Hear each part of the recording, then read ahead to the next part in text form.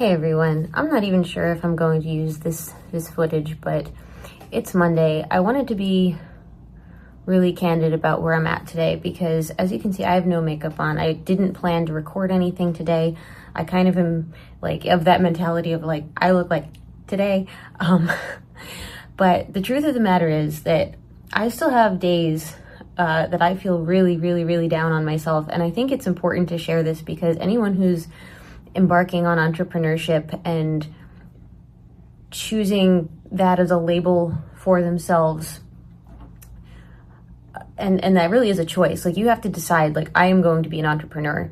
No one's born that way. It's something we as entrepreneurs have to decide for ourselves. It's almost like taking a stand and saying, no, I'm not working for anyone else anymore. I'm working for myself. I'm going to create something. I'm going to build something. It's a decision.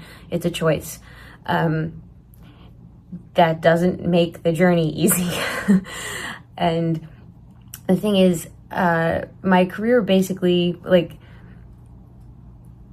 it began falling apart in the October of 2023, and it is now February of 2026. So this is almost 2.5 years later, and I'm still feeling the aftermath of that, not as like an everyday thing, but because I still have not reestablished myself in the sense that, like, if I had just taken my resume and marketed myself in the same field, which I had no passion left for, if I had just put myself out there until I got hired by somebody else, I suppose I could have been further along as far as things to tack onto said resume or having a new title, new business cards to get out. But would I have developed as a person in the same degree? Probably not. Would I be doing something I love? Also probably not. And the thing is, I can still have like a bad day or even a bad week, and say that I still love what I'm doing, in the sense that I'm pursuing something that matters to me. I'm pursuing something that I care about. I'm sorry for fiddling with my hair so much. So anyway, I was talking to friends last night at a Super Bowl party, and it somehow came up, like, I hadn't even shared with some of my closest friends just how bad that rupture was in my life, as far as my career falling apart after, the 17 years that I'd put into it. And walking away from that, it was a decision that came several months after things started to fall apart, and it was one of the most difficult decisions I ever had to make. And so it wasn't even like a cut and dry, like, oh, I got fired in a day and it was just cut off. Like, no, this was a process to separate myself from a place that unfortunately was hurting me after it had been something that supported me and gave me life for so long. So it was not an easy decision, and it was definitely not easy aftermath. And when I do have a down day, especially like after, last night I talked about it, I did feel like I wanted to share with my friends who were curious. I did want to share more with them about what had happened. But it was kind of like just ripping myself open a little bit again, and that vulnerability carried into today. And thankfully I had made myself a really good to-do list on Friday. I'm a big proponent of, like, have your list, have your schedule as best you can, especially if you're in a place where you need to be giving yourself and your business that structure, because sometimes that's exactly what will sustain you on a day like today. And for me, that worked. I had a whole lineup of stuff that I actually wanted to catch up on, because Friday I wasn't as productive as I had intended, unfortunately. So the to-do list kind of saved me. And actually incidentally helped me feel a little better, because I don't know about you, but if I can cross stuff off, even if it's little administrative tasks, like for instance today I had to re-upload one of my videos. I also had to go back into all my descriptions and add some hashtags, because I found out that I should be putting a few hashtags at the end of each description for keywords that may not have been in there naturally.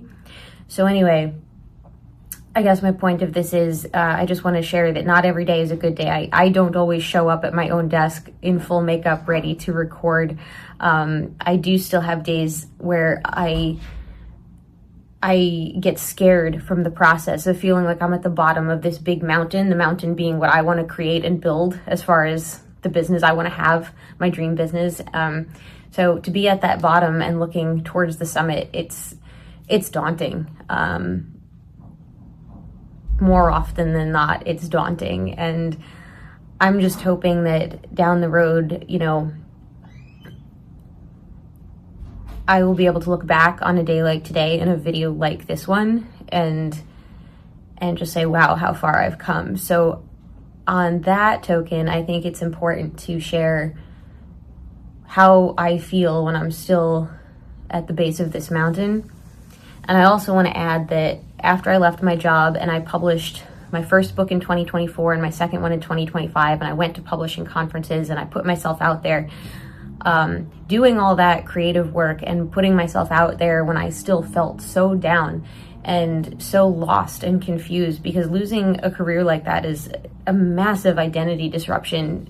I can't even put words to something like that, really. I mean, if I did, I would cry and it would just take up a lot more time. But I was essentially reshaping my identity as I was trying to put myself out there and create things. And ultimately, that's why I ended up burning out in the second half of last year, was because I realized I actually hadn't taken a real break after leaving my career and leaving that part of my life behind, leaving that part of my identity behind. So eventually I had to come full circle and be like, I need to rest. That was the only way to get through the burnout, was to embrace it for a little while and just say, I'm tired and I need to restore myself before I can even figure out what I want to do and how I want to revamp, because I know that I want to keep writing and publishing books, but I also realized that the publishing industry was not the route that I wanted to go. So figuring out how to sustain a writing career and also be rejecting traditional publishing, and I do embrace independent publishing. That is what I'm aiming for, but that is still a learning curve. So that being said, that remains a factor in my creative trajectory. But as far as trying to get an agent and trying to embrace parts of a massive industry that I just did not feel aligned with, it felt like a step backwards, because I got out of an industry that no longer resonated with me in order to pursue my creative dreams. And so jumping into, like, headfirst and fully into an industry that didn't feel right, it was just not something that I could push myself to do. So for better or for worse, I'm pushing myself in my own direction and finding that faith in myself after so many years of essentially being under the direction of other people is also a challenge. Reclaiming my autonomy and my trust in myself, especially after the wound of leaving behind my old company. And let's just say I lost a lot of self-worth because of how things ended, and it really made me distrust myself in a big way, because sometimes one small error in judgment can undo 17 years of work. That's the reality of working for somebody else and working in a corporate setting, and working for clients. So I'm excited to have an audience-facing job. Very different. Anyway, I can't believe I've recorded for almost 9 minutes now without any makeup on, with no tripod. My camera's literally just on my desk. I have a fan rotating up there like nobody's business, and I've got all these cords hanging because I thought this would be 2 minutes. But anyway, that's what I wanted to share today. So I hope it somehow brings value and motivates you if you're in a similar position, especially if you're reinventing yourself, if you're thinking about leaving a career that no longer brings you joy or fills your heart. As I'm not here to tell you that it's all fun and games and easy. It's difficult. But sometimes choosing yourself and choosing your dream and choosing to trust in a vision that nobody else can see yet is sometimes it's the only choice left. Or maybe it's not the only choice, but it's the choice you can't look away from. So take that for what it's worth.